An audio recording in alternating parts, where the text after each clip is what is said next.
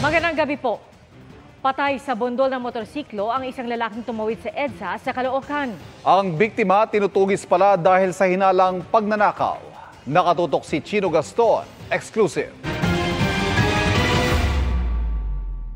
Dakong alas 9 ng gabi ng Biyernes Santo, nakaabang sa EDSA sa Caloocan ang mga barangay tanod.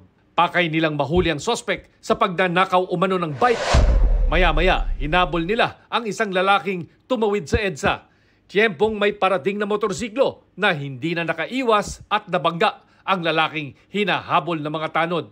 Nasawi ang lalaki na kinilalang si Makmak matapos tumilapon at sumadsad sa kalsada. Tinawag yung dalawang tanod sa kabila. Lumapit ng nakaitim, siguro na alam niyang huliin siya, bigla siyang tumakbo sa EDSA. Sa dashcam ng isang napadaang kotse, kita rin ang pagtawid ng ilang lalaki, pati ang pagbangga at pagsadsad ng motorsiklo kasama ang rider nito.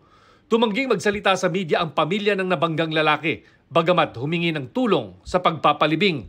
Tumanggi ring magpaunlak ng panayam ang traffic sector ng Caloocan Police na patuloy raw na nag-iimbestiga. Sinisikap naming makunan ng pahayag ang nakabanggang rider na naospital dahil sa mga galos sa katawan. Isa sa ilalim ang rider sa inquest pag nakalabas na ng ospital. Para sa GMA Integrated News, Chino Gaston, nakatutok, 24 oras. Mga kapuso, patuloy na tumutok sa mga balita. Mag-subscribe sa GMA Integrated News sa YouTube. Sa mga kapuso abroad, samahan niyo kami sa GMA Pinoy TV at www.gmanews.tv.